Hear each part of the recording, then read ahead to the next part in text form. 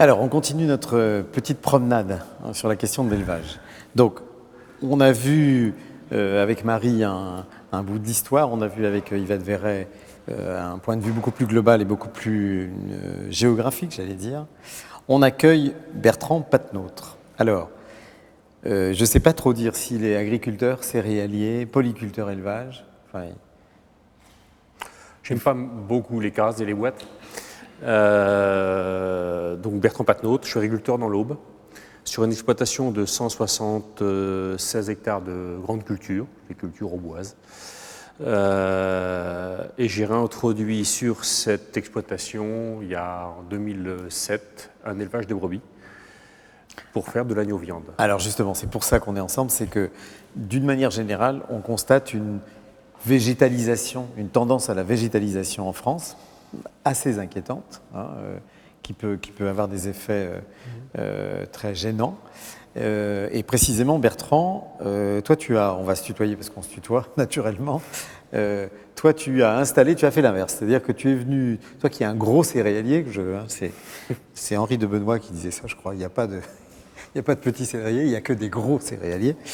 Tu as fait l'inverse, c'est-à-dire que tu es venu mettre un élevage dans cette exploitation céréalière. Donc, peut-être, dans un premier temps, très rapidement, comment tu es devenu agriculteur? Ça a été une évidence, tu as démarré tout de suite par ça? Non. Et puis, voilà.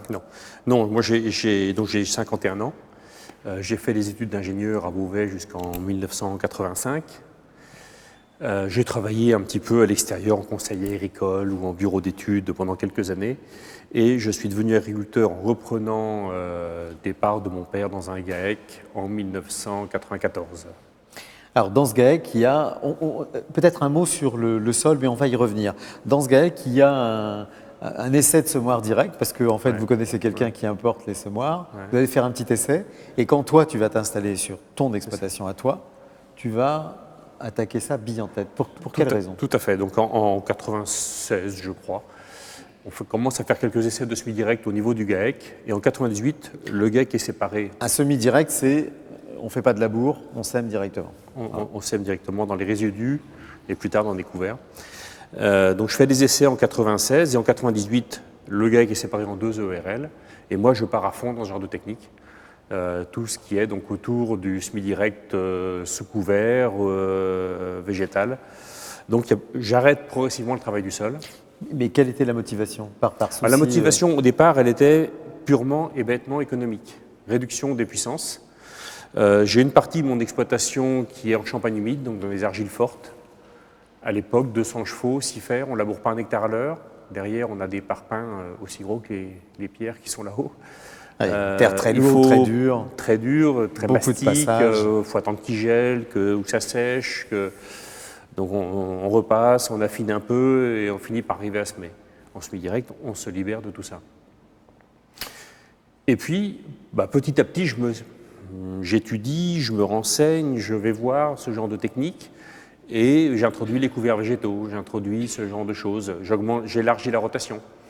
En 2 mots, c'est couverts végétaux, c'est-à-dire qu'on ne laisse jamais des sols nus. On ne laisse jamais un sol nu, c'est-à-dire qu'on ne travaille pas le sol, cependant il est travaillé, mais par l'activité biologique des sols, tout ce qui est vers de terre, champignons, bactéries, etc. Tu vas nous dire, comme Philippe Patro, que Exactement, Philippe a dû vous expliquer ça l'année dernière beaucoup mieux que moi, mais on est sur les mêmes... Vous êtes des éleveurs de vers de terre. On est des éleveurs de vers de terre, tout à fait. Donc ce que tu vas faire, c'est que tu ne laboures plus, tu laisses un couvert végétal permanent et tu vas associer différentes variétés végétales pour obtenir ce que tu veux cultiver. C'est ça. Ton assolement, c'est quoi? Mon assolement, c'est donc le céréal, blé, orge, hiver ou printemps, betterave, sucrière, chanvre, colza, maïs, soja. J'ai fait de la luzerne déshydratée, mais j'ai arrêté pour la remplacer dans les prairies par des prairies temporaires, on y viendra. Des graminées porte-graines. Du pois. Du pois, pois d'hiver. Il m'arrive de faire du tournesol ou des semences de trèfle violet. Il y a grosso modo un panel d'une quinzaine de cultures dans lesquelles je pioche pour faire mon assolement de l'année. Et il y a en général 9, 12 cultures présentes sur l'exploitation la même année. Ça veut dire que quand on fait du semi-direct outre qu'on est pris pour un feignant parce qu'on travaille moins que les... Voilà, on travaille plus le sol, donc comme c'est pas propre, comme disent les agriculteurs. C'est pas propre et on n'a plus cet effet désherbant du labour. Ouais. Donc on alterne les cultures de façon à gérer le salissement dans le cadre d'une rotation. C'est-à-dire qu'en fait, on vient loger un végétal, une plante, dans un couvert végétal. Il y a une plante qui est existante. Soit composée de résidus de la récolte d'avant si le temps est très court, soit d'une interculture qu'on a semée après moisson. Si on sème un maïs, on vient loger le végétal dans les résidus de la culture d'avant qu'on a semé après la moisson. D'accord. Ça, c'est la première étape. Donc cette étape, tu la maîtrises. Pas encore tout à fait. Je la maîtrise toujours pas très bien. On voit bien, quand tu énumères le nombre de variétés, on voit bien la technicité qu'il faut pour s'aventurer dans ce type de... Souvent, les gens appellent ça, c'est les techniques de culture simplifiées. Ouais. J'aime pas ce terme, parce que c'est tout sauf simple. Oui, c'est de plus en plus complexe. Et puis, donc, en 97, je me mets à produire du chanvre avec un groupe de copains. Le chanvre, pourquoi? Le chanvre parce qu'il y a une chanvrière dans l'Aube, une usine qui transforme le chanvre, et qui augmente à l'époque sa surface pour créer une deuxième ligne. C'est un chanvre qui sert à quoi ça? Chanvre industriel pour extraire la fibre et la... Oui, c'est pas pour l'université de Paris qui fume du chanvre? Non, non. C'est du chanvre industriel pour les marchés de l'industrie, du papier, des isolants, etc. Et puis, un de mes collègues avec qui on se met à faire du chanvre, lui est déjà éleveur. Lui, son exploitation est essentiellement champagne humide, aux algères fortes. Et par contre, son élevage, lui, il vend toute sa viande en direct sur les marchés, dans les restaurants. Enfin, il livre à des restaurants, il élève aussi des cailles. Donc, il a 500 brebis, il élève des cailles, il élève des faisans. Il transforme tout ça en pâté, en merguez, en cuisses fumées, etc. Et il livre. Donc, il a besoin de temps pour ça. Et il voit bien que moi, je passe en semi-direct beaucoup moins de temps que lui dans les champs. Donc le temps l'intéresse et je me mets à travailler avec lui, à faire des semi-directs d'abord dans les champs, derrière les... Pour lui, c'est-à-dire que tu viens... Je viens avec mon matériel, je sème chez lui. Qu'on n'imagine pas assez dans l'agriculture, c'est ces entraides, ces collaborations, ces partenariats. Je me mets à semer chez lui, puis l'entraide, on va dire, se développe.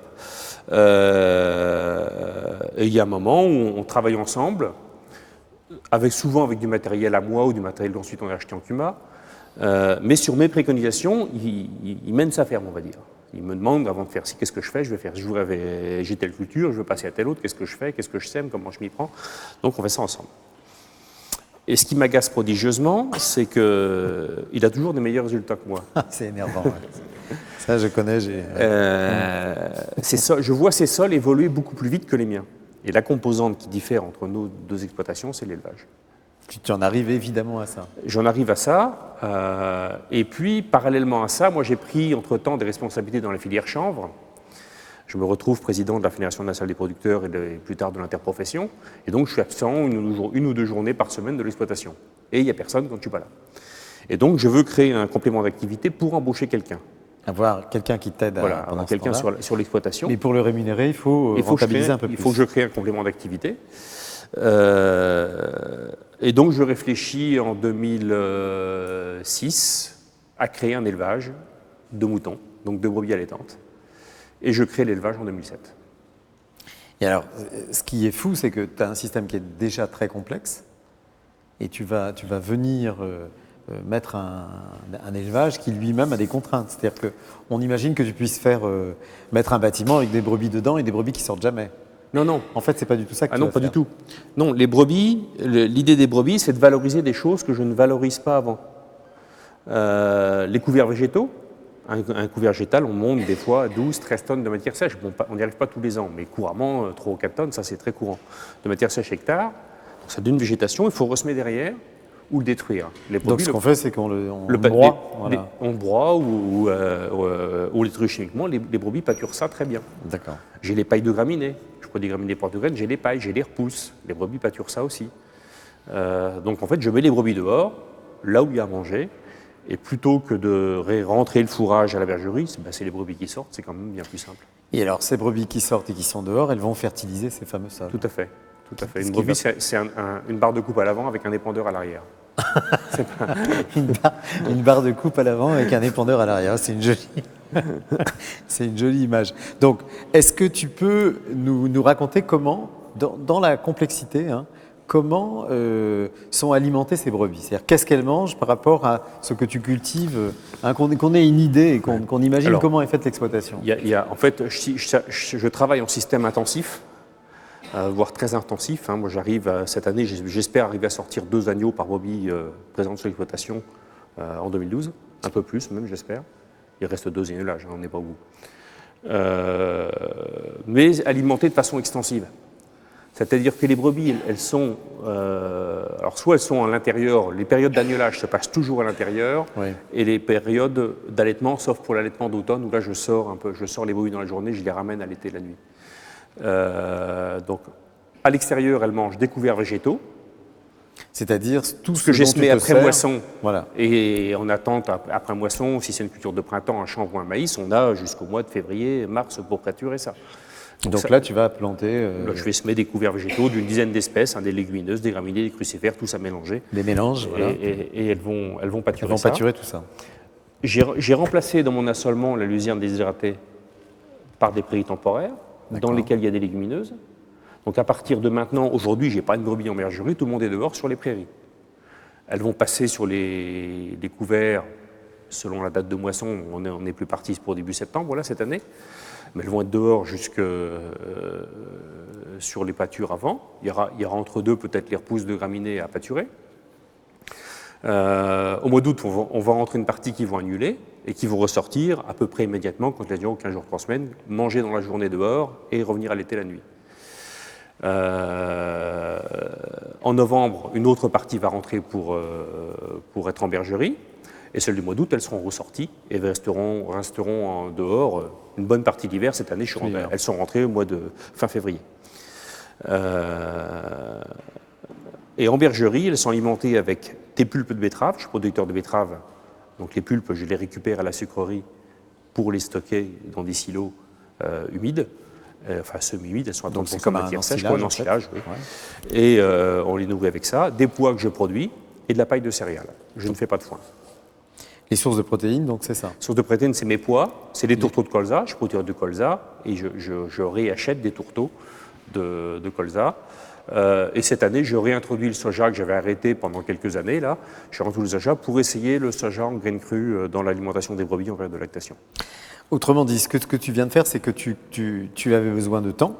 Enfin, tu avais besoin de temps donc d'une personne qui vienne t'aider. Tu crées un atelier et cet atelier est venu fertiliser tes sols en utilisant tous les déchets, tous les déchets ou toutes les techniques, comme le couvert végétal, à l'intérieur en fait, je ne donne pas de céréales à mes animaux, au moins en brebis. Les brebis n'ont aucune céréale? Jamais, enfin à part les pois qu'elles consomment. En céréales blé-orge, elles n'en mangent jamais, et blé-orge ou maïs. Les agneaux en ont, parce que les agneaux sont alimentés avec des aliments du commerce achetés, mais qui sont fabriqués avec quoi? Des issus de céréales, donc c'est les petits grains de blé, les orges cassées, etc., que la coopérative trille et ensuite agglomère en aliments. Il y a des drèches de brasserie dedans, de la pulpe de betterave, et il doit y avoir un peu de luzerne. D'accord. Donc ça, je réachète ça pour nourrir mes agneaux, qui ensuite partent à l'abattoir. Les agneaux sont nourris avec ça et de la paille de céréales. Mais si on se promène aujourd'hui dans la région chez moi, on voit arriver tout un tas de camions de compost qui viennent de régions d'élevage, qui vont être épandus dans les champs après moisson. Moi, j'achète des aliments, certes, mais les agneaux les financent et je répands la déjection des agneaux. Ouais. Donc, en fait, j'achète mes composts sous forme de matières premières et je les fabrique sur place. Donc et tu produis des brebis qui, elles, utilisent les déchets végétaux et fertilisent tes sols. Que je valorisais peu avant et donc évidemment fertiliser. Donc tu augmentes la productivité des brebis qui ont une alimentation très complexe, très saine, et en même temps tu augmentes la productivité de tes sols. Est-ce que tu mesures déjà, parce que c'est assez récent, est-ce que tu mesures déjà l'impact sur la structure de tes sols? Est-ce que tu le sens? Sur la structure, on voit les choses changer là. Vite, très vite. Là cette année, tu vas faire plaisir à Daniel Naon. On commence à voir les... J'ai l'impression que ma plaine cette année se différencie un peu des champs à côté. Ça se voit comment? Les problèmes, il a plu plus qu'un peu dans l'aube. Oui. Beaucoup. Ça a absorbé? Moi, ça a descendu, oui. J'ai pas eu de problème d'hydromorphie. Je suis pas en vallée, donc il n'y a pas de zone inondable. Mais j'ai pas eu de problème d'hydromorphie. J'ai réussi à semer mes maïs au mois d'avril, parce que derrière un couvert ou derrière une prairie, je travaille là uniquement la bande de semis au streptile. Et donc au mois d'avril, dès qu'il y a eu un petit peu de soleil que j'ai pu semer, j'ai semé mon maïs. Donc mon maïs aujourd'hui il prend 8 feuilles, mes voisins ont semé la semaine dernière. Oui, c'est ça. Et pour revenir sur la question de l'absorption de l'eau dans le sol, un sol qui n'a plus de structure, qui n'a plus de vie biologique, il est inerte et donc il est dur, et donc l'eau ne pénètre pas dans ce sol. Elle va glisser dessus. Moi, elle glisser dessus ou dans l'horizon labouré. Voilà. Mais je ne sais plus ce que c'est qu'une mouillère. Tout ça, ça a disparu dans mes parcelles. L'eau s'infiltre profondément, y compris dans les argiles. Dans cette région-là, ce qui est carrément remarquable. Je me souviens, étant jeune, quand j'étais à Beauvais, des fois mon père me dire si tu es là ce week-end, on va mettre l'azote, 2 tracteurs l'un devant l'autre, pour tirer un pulvé avec 1000 litres d'azote dedans. Et on faisait les ornières jusqu'au pont du tracteur. Moi, je ne sais plus ce que c'est que tout ça. Maintenant, ça draine. Alors, j'ai un inconvénient quand même, c'est que des vieux drainages en poterie, qui datent peut-être du Moyen-Âge, se remettent à marcher. Mais ils vont nulle part. Donc, eux me créent des mouillères. Et ça, j'ai mis un moment à le comprendre, voir de l'eau apparaître en surface, là où, en haut des buttes, par exemple, ou juste en... Et en fait, j'ai compris après que c'est ces drains qui se remettent à couler. Comme ils vont nulle part, il y a un moment, il y a une résurgence et ça sort. Donc maintenant, je les capte, je les emmène au réseau de drainage actuel et puis le problème est réglé. On voit que tu es dans une posture vraiment systémique. C'est-à-dire, est-ce que c'est la même chose d'être un agriculteur céréalier éleveur quand on fait comme tu fais que quand on était, je veux dire, quand on était agriculteur, je dirais, traditionnel, comme il y a... C'est pas très différent. J'ai juste l'élevage en plus, avec les contraintes de l'élevage. Est-ce qu'on a le même plaisir? Oui, moi j'ai pas de... Au contraire. Oui, non, mais je suis très bien avec mes bêtes quand elles y sont. C'est contraignant, hein, le week-end, elles mangent aussi. La période calme, c'est maintenant, tout le monde est dehors jusqu'au mois d'août. Tu me disais que tu avais une idée, même pour les agneaux, tu avais une idée complètement folle de vouloir produire de l'énergie aussi. Oui, ça serait, on va dire, la ferme idéale, mais j'ai pas les moyens. Quand on discute avec Eugène Tribois, qui est un chercheur qui était maintenant à la retraite et qui était à l'INRA de Clermont-Ferrand sur la luzerne, il travaillait sur les légumineuses, lui dit que si l'exploitation de grandes cultures avec un éventuellement assez diversifié, des couverts végétaux dans lesquels on met des légumineuses, qui aurait une quinzaine de pourcents de luzerne dans l'assolement, produirait en fait assez d'azote pour toute l'exploitation, à condition de ne pas l'exporter. Et on pourrait imaginer des systèmes où je pourrais mettre de la luzerne dans les champs, la faucher, sécher sur des types séchoirs en grange, séparer les feuilles des tiges les mettre dans le méthaniseur, les feuilles à l'élevage, méthaniser les fumiers et boucler ensuite comme ça l'azote, avec utiliser la chaleur de fabriquer de l'électricité avec le méthane et la chaleur de la cogénération, l'utiliser pour le séchage. La boucle serait bouclée. Ce qui me freine, c'est que le ticket d'entrée, il est à 2 millions d'euros. On peut peut-être faire une... Qu'est-ce que... On finit, on arrive au bout du temps, là aussi on t'écoute très longtemps. Hein.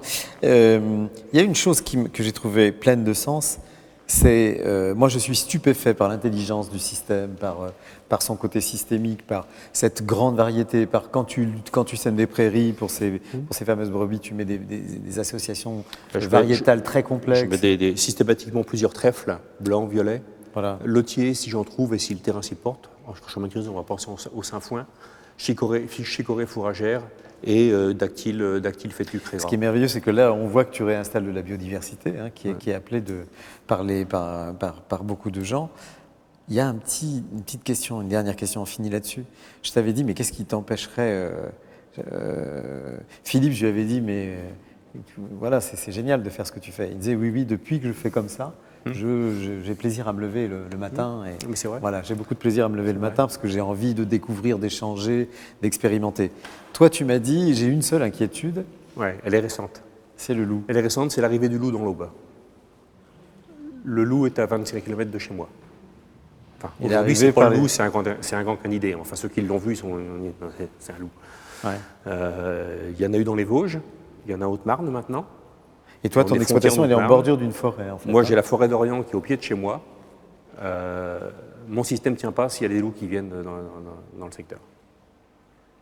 C'est-à-dire, tu n'as aucune possibilité J'ai de rien, surveiller ces bêtes. j'ai plus qu'à remballer l'élevage, on vire le salarié et puis on arrête l'élevage. Il y a pas, c'est pas plus compliqué que ça. Mon système ne tient que sur les brebis vont dehors. Et je peux les dehors s'il y a des bestioles qui viennent les croquer. C'est marrant parce que là où il y a un lieu où la biodiversité est quand même gérée à son top, ce qui est rigolo, c'est que d'autres tenants de la biodiversité risquent de rendre le problème un peu compliqué. On en parlera peut-être avec notre philosophe Julien Henry tout à l'heure. Merci beaucoup Bertrand. Merci.